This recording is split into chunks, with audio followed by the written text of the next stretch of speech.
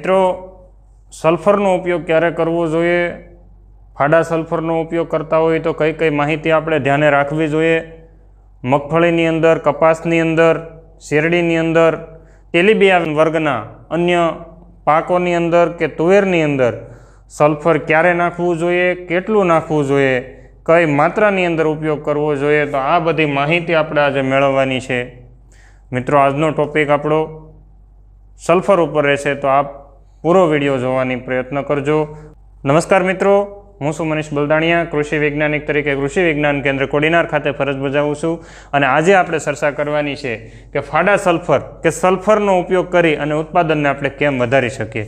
મિત્રો, આજે આપણી ખેતી એક આધુનિક ખેતી બની રહી છે અને ખેતીની અંદર ઘણા બધા ખેડૂત મિત્રો એમ કહેતા હશે ખર્ચો વધી રહ્યો અને ઉત્પાદન નથી મળતું. તેમાં ઘણીવાર ખેડૂત મિત્રોની પણ ઘણી ભૂલ રહેતી હોય છે. તો એ ભૂલને આપણે સુધારવાનો પ્રયત્ન કરવાનો છે. ભૂલ તો બધા જ લોકો કરતા હોય, પણ એને કઈ રીતના સુધારી શકાય આપણા માટે ખૂબ અગત્યનું હોય. એટલે મિત્રો, સલ્ફરનો ઉપયોગ કરી, ખાસ કરીને અત્યારે મોટાભાગે ફાડા સલ્ફરનો ઉપયોગ વધારે થાય છે, જેને બેન્ટોનાઇટ સલ્ફર તરીકે આપણે ઓળખીએ.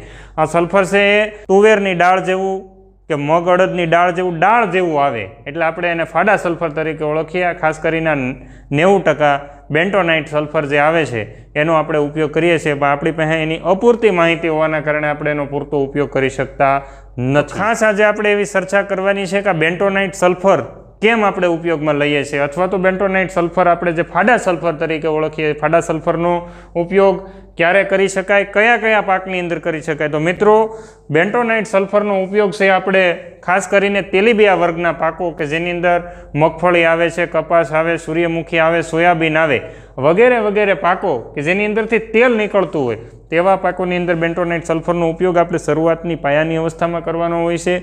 એ સિવાય સલ્ફર ઓલમોસ્ટ બધા પાકોની અંદર ઉપયોગમાં લેવાનું છે. તમને એક સિમ્પલ ઉદાહરણ આપીશ કે મિત્રો, તમે બધા જ વ્હીકલ એટલે કે ટુ વ્હીલર ગાડી ચલાવો છો. તમને બધાને ખબર છે, ટુ વ્હીલર ગાડી અથવા ટ્રેક્ટર આપણે ખેડૂત તરીકે ચલાવતા હોઈએ ત્યારે એની અંદર ફ્યુલ તરીકે શું નાખીએ? કોઈ કહેતા હે કે અમે ડીઝલ નાખીએ, કોઈ કહે અમે ગેસ નાખીએ છીએ, અને કોઈ કહે છે કે અમે પેટ્રોલ નાખીએ છીએ. કારણ કે પેટ્રોલ વગર ગાડી ચાલતી નથી, ડીઝલ વગર ટ્રેક્ટર ચાલતું નથી. પણ મિત્રો, સલ્ફર વગર કોઈ પણ છોડનું જીવન ચાલતું નથી. ગાડી ચાહે ટ્રેક્ટર હોય તો એની અંદર ડીઝલ આવે, અને ટુ વ્હીલર હોય તો એની અંદર પેટ્રોલ આવે, પણ ઓઇલ બધાની અંદર સરખું આવે. એટલે ઓઇલ વગર કોઈ પણ એન્જિન ચાલતું નથી, અને એન્જિનને ચલાવવા માટે ઓઇલની જરૂરિયાત પડે. ઓઇલ એટલે સલ્ફર, એટલે જેટલી ઓઇલનું મહત્વ એન્જિનની અંદર છે, નહીંતર ઓઇલ ન હોય તો એન્જિન ચોંટી જાય, અને છે અમુક સમય એવો આવે કે આપણે ફરીથી એન્જિન બનાવવું પડે, એટલે ઘણું બધું નુકસાન આપણને જતું હોય. એવી રીતના સલ્ફર પણ બધા જ પાકની અંદર ખૂબ અગત્યનું છે. 3 મુખ્ય ન્યુટ્રિયન્ટને બાદ કરતા, NPK નાઇટ્રોજન, ફોસ્ફરસ અને પોટાશને બાદ કરતા સલ્ફર 4થા નંબરનું ખૂબ અગત્યનું પોષક તત્વ છે. આજે મારે ઘણા બધા લોકોના ફોન આવ્યા કે અમે NPK નાખી દઈએ તો. એટલે ભાઈ, સલ્ફરની મગફળીને જરૂરિયાત છે, ઉત્પાદન સારું લેવું હોય તો નાખો, મારા માટે નહીં. એટલે આવી રીતના આપણે જે મેં તમને એન્જિનનું ઉદાહરણ આપ્યું એ જ રીતના સલ્ફરની ખૂબ ઉપયોગિતા છે. તો આપણે સલ્ફર ઉપર થોડુંક ફોકસ કરીએ. તો મિત્રો, સલ્ફર નાખવાથી શું ફાયદો થશે? ખેડૂતને કદાચ ઘણીવાર ખ્યાલ બહાર જતું હોય કે સલ્ફર નાખવાથી શું ફાયદો થાય. તો સૌથી પહેલી વાત છે છોડની તંદુરસ્તી જળવાઈ રહે. એટલે મિત્રો, છોડ આપણા માટે જેટલો તંદુરસ્ત હશે, જેટલો હેલ્ધી હશે, જેટલો સારો હશે, એટલું ઉત્પાદન આપણને વધારે મળશે. એટલે મિત્રો, છોડની તંદુરસ્તી છે આપણા માટે ખૂબ અગત્યની છે, એટલા માટે થઈને સલ્ફર આપવું જોઈએ. બીજું, સલ્ફર આપેલો છોડ છે એ લીલોછમ રહે છે, કારણ કે સલ્ફરના કારણે ક્લોરોફિલનું કન્ટેન્ટ છે એ પૂરતું જળવાઈ રહેતું હોય છે. તો ક્લોરોફિલ છે એ આપણું છોડના પાંદડાની અંદર ક્લોરોફિલ હોય, અને છોડનું પાંદડું છે એ આપણા છોડનું મેન રસોડું છે. રસોડાની અંદર ફોટોસિન્થેસિસ એટલે પ્રકાશ સંશ્લેષણની પ્રક્રિયા ખૂબ સારી થાય તો આપણે ઉત્પાદન છે ખૂબ સારું લઈ શકીએ. ક્લોરોફિલ હશે તો છોડની હાઇટ પણ સારી મળે, હાઇટ મળે તો ઉત્પાદન લઈ શકાય. રોગ પ્રતિકારક શક્તિની અંદર વધારો કરે છે. સલ્ફર જેટલું આપણે ઉપયોગની અંદર લેશું, કારણ તો રોગ પ્રતિકારક શક્તિ છે એ છોડની છે એ વધારી શકાય. તો છોડ ઉપર એટલા બધા જીવાત કે રોગ છે એ એટેક કરી શકતા નથી. એ સિવાય તેલની ટકાવારીની અંદર, દાણાની સાઇઝની અંદર અને દાણાના વજનની અંદર ખૂબ સારો એવો મહત્વનો રોલ ભજવતો હોય તો સલ્ફર છે. મિત્રો, સલ્ફર આપવાથી તેલની ટકાવારી તો સુધરે છે, સાથે સાથે દાણા છે એ મોટા બને છે. મોટા બને એટલે વજન વધવાનું છે. તો અહીંયા પણ સલ્ફર ખૂબ અગત્યનો રોલ ભજવી જાય છે આપણના ખ્યાલ બહાર થતું હોય છે, તો આ પણ આપણે અહીંયા ધ્યાને રાખવાનું છે કે તેલની ટકાવારી વજન વધારવા અને સાઇઝ વધારવા માટે ખૂબ અગત્યનું છે.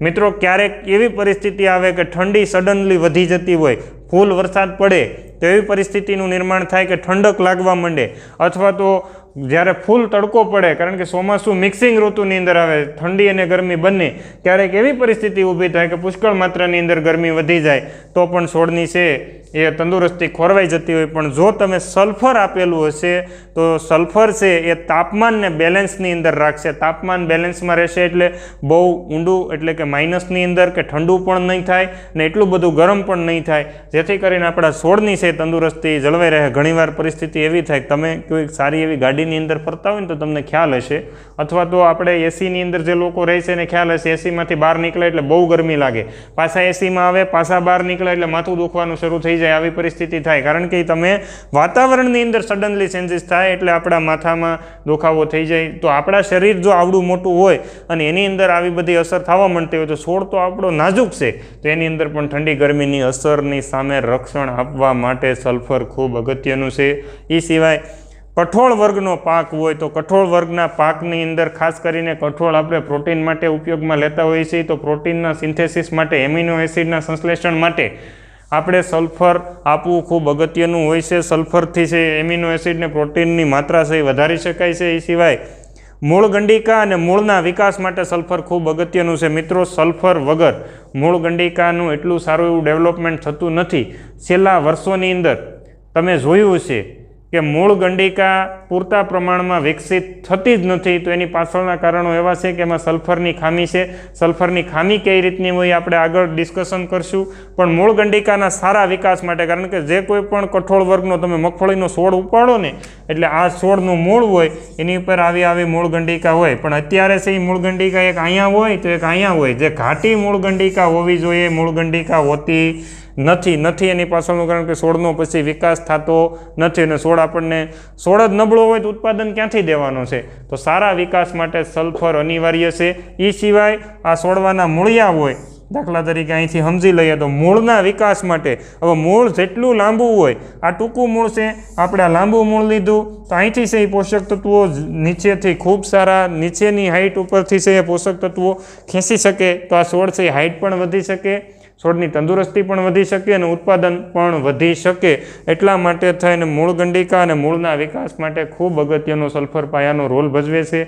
છેલ્લું અને સૌથી અગત્યનું, કોઈ ખેડૂત મિત્ર આની ઉપર ક્યારેય ચર્ચા કરતો નથી, પીએસ જમીનનું છે. જે લોકોએ લેબોરેટરી કરાવી છે, ઘણા બધા આગળ પડતા ખેડૂત મિત્રો છે ને અત્યારે લેબોરેટરીનો ખૂબ સારો એવો જમીનનો મતલબ રિપોર્ટ આવી રહ્યો છે, તો પીએસ બેલેન્સ એ આપણા માટે ખૂબ અગત્યનું છે. પીએસ જો જેની જમીન છે ખારાશ પડતી હોય અને એની જમીનમાં એ સલ્ફર આપવામાં આવે તો એ પીએસ થોડું ડાઉન કરી શકાય. હવે ડાઉન પીએસ થશે તો શું થશે કે બીજા બધા પોષક તત્વો છે આપણે લઈ શકશું. પીએસનું આપણે એક સિમ્પલ ઉદાહરણ તરીકે સમજીએ કે જો આપણું મોઢું છે એ ખરાબ થઈ જાય અથવા ખુલતું બંધ થઈ જાય તો આપણે રોટલા ખાઈ શકતા નથી, પરંતુ મોઢું ખુલી જાય તો આપણે રોટલાય ખાઈ શકીએ, સાથે સાથે સોપારી પણ ખાઈ શકીએ, સાથે સાથે આપણે બીજી અન્ય વસ્તુ, અત્યારે કેરીની સિઝન ચાલે તો કેરી પણ ખાઈ શકીએ, અધરવાઇઝ આપણે કાંઈ ન ખાઈ શકીએ, એટલે અંતે આપણે નબળા પડી જાય. એટલે પીએસ બેલેન્સ ખૂબ મહત્ત્વનો રોલ મેં અહીંયા છેલ્લે લખ્યું, પણ એનું મહત્ત્વ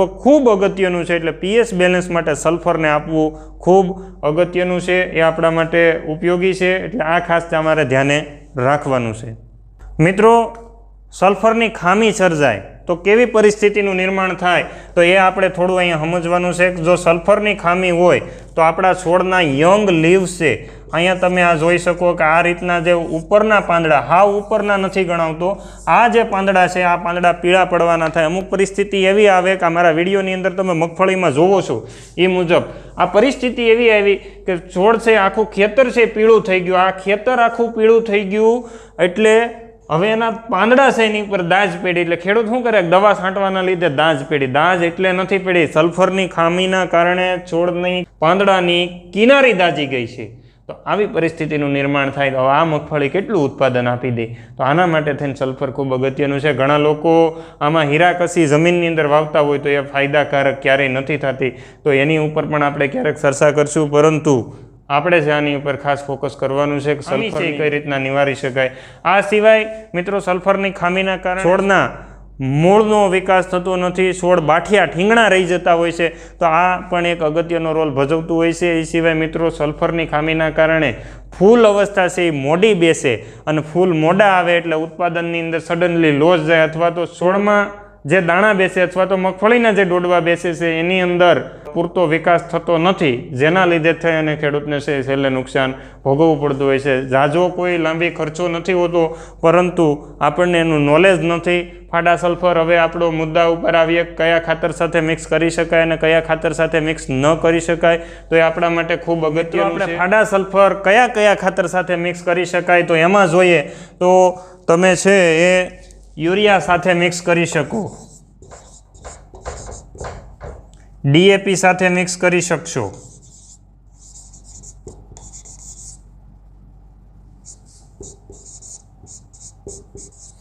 NPK 12-32-16 આવે એની સાથે તમે મિક્સ કરી શકો. આ મુખ્ય 3 ખાતરો અત્યારે તમે જો વાપરતા હોય, યુરિયા વાપરતા હોય, ડીએપી વાપરતા હોય કે NPK 12-32-16 આવે છે, તો એની સાથે આપણે ફાડા સલ્ફરનો મિક્સ કરી અને વાવેતર કરી શકાય. ખાસ અગત્યની નોંધ ધ્યાને રાખજો, ઘણા બધા ખેડૂત મિત્રો મને એવા મળ્યા છે કે સોયાબીન અને ફાડા સલ્ફર ભેગું વાવેતર કરે, સોયાબીનનો ઉગાવો ઘટે છે, તલ અને ફાડા સલ્ફર ભેગું વાવેતર કરે, તલનો ઉગાવો બિલકુલ નથી થતો. આવી જ રીતના ઘણા બધા એવા પાકો છે કે જેમાં એ પોતે અત્યારે ફાડા સલ્ફર પાકના દાણા ભેગું મિક્સ કરીને વાવેતર કરે, ક્યારેય પોસિબલ નથી, કારણ કે સલ્ફરમાંથી સલ્ફ્યુરિક એસિડ નીકળે, એમાંથી બને અને એસિડના કારણે છોડ છે આપણો ઉગી નથી શકતો. હવે કોની સાથે મિક્સ ન કરી શકાય, તો મિત્રો SSP જે દાણાદાર આવે છે એની સાથે મિક્સ, કે દાણાદાર કે પાવડર એની સાથે મિક્સ કરી શકાતું નથી. એમોનિયમ સલ્ફેટ સાથે મિક્સ કરી શકાતું નથી. 20-20-0-13 આવે તો એની સાથે મિક્સ કરવું પણ હિતાવહ નથી. MOP આપણું આવે છે, MOP સાથે પણ મિક્સ કરી શકાતું નથી, કારણ કે આની સાથે રિએક્શન થવાની શક્યતા વધારે રહે છે. ઉપરાંત આપણે આમની અંદર છે SSP એમોનિયમ સલ્ફેટની અંદર પૂરતા પ્રમાણની અંદર સલ્ફર આવેલું હોય છે. આ સિવાયનું સલ્ફેટ ઓફ પોટાશ SOP પણ આવે છે માર્કેટની અંદર, એમાં પણ આપણે આ મિક્સ કરી શકાતું નથી ફાડા સલ્ફર. આ બધા સલ્ફરનો ખૂબ સારો સ્ત્રોત છે. એટલે જે ખેડૂત મિત્રો મગફળી કે કપાસની અંદર SSP નાખવાના હોય, 20-20-0-13 નાખવાના હોય, એમોનિયમ સલ્ફેટ નાખવાના હોય કે SOP નાખવાના હોય, તો એને ફાડા સલ્ફરનો ઉપયોગ કરવાની જરૂરિયાત નથી. એ લોકોને સલ્ફર છે SSPની અંદર 12% આવી જાય છે, એમોનિયમ સલ્ફેટની અંદર પણ 24% જેટલું સલ્ફર આવી જાય છે. તો ખાસ મિત્રો નોંધ લેજો કે ફાડા સલ્ફર વધી જાય તો પણ નુકસાન થઈ શકે, કારણ કે વધી જાય તો બીજા ન્યુટ્રિયન્ટનું ઓપટેક વધી જાય, છોડની વાનસ્પતિક વૃદ્ધિ વધી જાય, અને વાનસ્પતિક વૃદ્ધિ વધી જાય એટલે ઉત્પાદન ઘટી જાય. આપણે અપેક્ષા રાખી હોય ઉત્પાદન વધારે નહીં, આપણને મળે ઉત્પાદન ઓછું. આ સિવાય ઓર્ગેનિક સ્વરૂપમાં આપણે નાખવું હોય સલ્ફર, તો કયો કયો સ્ત્રોત આપણી પાસે રહેશે, તો ઓર્ગેનિક સ્વરૂપની અંદર આપણને સૌથી પહેલો સ્ત્રોત છે આપણી પાસે જીપ્સમ. જીપ્સમના સ્વરૂપની અંદર આપણે સલ્ફર આપી શકીએ. એ સિવાય ફોસ્ફોજીપ્સમ પણ માર્કેટની અંદર આવે છે, એના સ્વરૂપમાં પણ આપણે સલ્ફરને આપી શકીએ. એ સિવાય મિત્રો ત્રીજું દેશી ખાતર.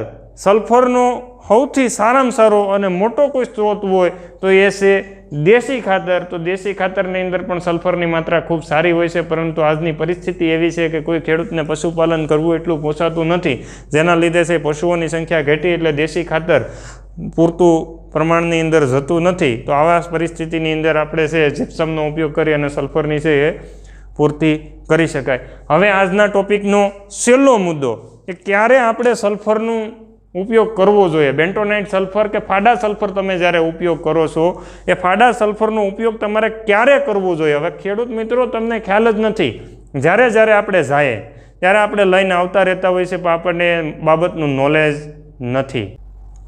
બેન્ટોનાઇટ સલ્ફરનો ઉપયોગ આપણે પાયાની અંદર કરવાનો છે. મગફળી કે કપાસનું વાવેતર કરીએ, કારણ કે આ સ્લો રિલીઝિંગ છે. આજે નાખી દીધું એટલે કાલે રિઝલ્ટ નહીં મળે, આનું રિઝલ્ટ મળતા ખૂબ સમય લાગશે. એટલે મગફળીમાં જ્યારે વાવેતર કરો ત્યારે પાયામાં તમે DAP સાથે સલ્ફર નાખી શકો, સોયાબીનની અંદર DAP સાથે નાખી શકો, પણ આપણે તો સારામાં સારો સ્ત્રોત આગલા વિડીયોની અંદર SSP એમોનિયમ સલ્ફેટનો આપ્યો હતો. તો આપણે જો તમે ફાડા સલ્ફરનો ઉપયોગ કરવાના હોય તો મિત્રો પાયાની અંદર જ આનો ઉપયોગ કરી દેવાનો છે. હવે પ્રમાણ ખાલી એટલું ધ્યાને રાખવાનું છે, ફાડા સલ્ફરનો ઉપયોગ કરતા હોય તો તમારે 10 કિલો પ્રતિ એકર નાખવાનું છે. એ સિવાય પાવડર સલ્ફરની અંદર આપણે ઉપયોગ કરીએ તો 3 કિલો પ્રતિ એકરની અંદર 3 થી 4 કિલોનું માપ છે. અને લિક્વિડ સલ્ફરનો આપણે જો ઉપયોગ કરતા હોય તો 1 લીટર લિક્વિડ સલ્ફર આપણે ડ્રેન્સિંગની અંદર 1 એકરની અંદર આપી શકાય. આ એનું પ્રમાણસરનું માપ થયું છે. એ સિવાય ઓર્ગેનિકની અંદર ગૌમૂત્ર અને ખાટી છાશ એ પણ સારામાં સારો સલ્ફરનો સ્ત્રોત છે. એટલે જ્યારે પણ આપણે દવાનો છંટકાવ કરીએ કોઈ પણ ઉપર આધારિત ન રહેતા આપણી જોડે આપણી પાસે ખુદ ગૌમૂત્ર, એક ગાયનું પાલન કરીએ તો ગાય રાખીએ તો સાથે સાથે ગૌમૂત્રનો ઉપયોગ કરી અને આપણે સલ્ફરની પૂર્તિ કરી શકીએ છીએ. એટલે ખાસ એવું ન માની લેવું કે ફાડા સલ્ફર નાખશું તો જ ઉત્પાદન મળી શકે. ગૌમૂત્ર અને છાશના છંટકાવથી પણ ઘણા બધા ખેડૂત મિત્રોનું ઉત્પાદન મેળવે છે. મિત્રો, માહિતી સારી લાગી હોય તો વિડીયોને લાઇક અને શેર કરવાનું નહીં ભૂલતા. અને ચેનલ ઉપર તમે નવા આવ્યા હોય તો મારી ચેનલમાં તમને જે નીચે કાળું બટન દેખાઈ રહ્યું છે તો કાળા બટનને પ્રેસ કરી આપણે ચેનલને સબસ્ક્રાઇબ કરી નોટિફિકેશન માટે ઓલ કરી દેવાનું છે, જેથી કરીને તમને આવી ઉપયોગી માહિતી અવારનવાર મળતી રહે. આપણું એક જ સૂત્ર છે અને એક જ ધ્યેય છે કે આ દેશનો ખેડૂત બલવાન હશે તો દેશને ધનવાન બનાવી શકશું અને વિશ્વની અંદર દેશને એક મહાસત્તા તરફ આગળ લઈ જઈ શકશું. અસ્તુ. આભાર. જય હિન્દ.